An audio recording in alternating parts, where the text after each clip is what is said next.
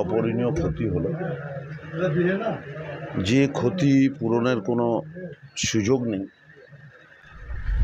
Already আমি যখন জানি তখন বোধহয় 1:16 বাজে আজকে দুপুর, এবং আমি তৎক্ষণাৎই আমাদের মাননীয় মুখ্যমন্ত্রী মমতা ব্যানার্জিকে মেসেজ করি এবং আমাদের সর্বভারতীয় তৃণমূল কংগ্রেসের সাধারণ সম্পাদক অভিষেক বন্দ্যোপাধ্যায়কে ফোন করি, এবং মুখ্যমন্ত্রী এবং অভিষেক বন্দ্যোপাধ্যায় দুজনেই আমাকে জিজ্ঞেস করলো আমি কোথায় আছি।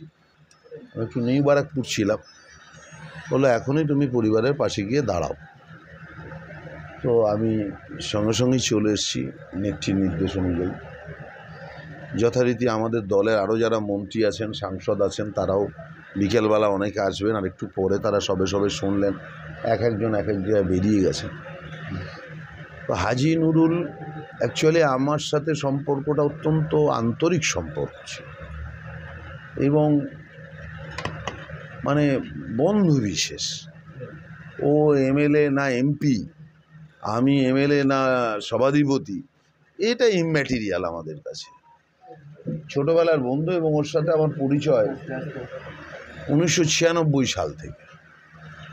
ও তখন বারাসাতের যুব কংগ্রেসের সংসদীয় যুবর দায়িত্বে ছিল, পরবর্তীকালে তৃণমূল কংগ্রেস। ও বারাসাতের সংসদীয় জেলার সভাপতি, আমি বসিরহাটের সংসদীয় জেলার যুব সভাপতি। এই নিয়ে বহু মিছিল মিটিং, তখন গোপাল মুখার্জি আমাদের জেলার লিডার, রঞ্জিত পাঁজা, সেই সময় থেকেই চিনি। এবং সেই সময় এই তল্লাটে, এই ছোট জাগুলিয়া, কদম্বগাছি, এই বয়রা গ্রাম, এটা সিপিএমের তখন দুর্ভেদ্য ঘাঁটি ছিল। মানে মারপিট হতো না এমন কোনো দিন নেই, সিপিএমের সেই সন্ত্রাস। এবং সেখানে হাজি নুরুল ব্যক্তিগতভাবে ও আক্রান্ত, ও সিপিএমের হারমাদদের ভোজালির কোপ, হেঁসোর কোপ ও পর্যন্ত খেয়েছে। আমি এগুলো সব কিছুই ওর মুখ থেকেই আমার শোনা। হঠাৎ করে 2009 সালে, তার আগে ওখানে লোক স্থানীয়ভাবে পঞ্চায়েতে দাঁড়াতো। 2009 সালে মুকুল রায়ের মাধ্যমে মমতা বন্দ্যোপাধ্যায় ওকে এবং আমাকে ডাকে, এবং সেই সময় মমতাদি আমাকে দলের সিদ্ধান্তটা জানায় যে নারায়ণ, আমি চিন্তা করেছি যে ওকে বসিরহাটে পার্লামেন্ট থেকে দাঁড় করাবো, তুমি ওর ইলেকশন এজেন্ট হবে। ও তো বসিরহাটটা অত ভালো চেনে না, নতুন। সেই থেকেই আরও একটু নতুন উদ্দীপনা নিয়ে আমরা দুজনে বসিরহাটটাকে আমরা সাজিয়েছিলাম। এবং ও খুব মিশুকে মানুষ।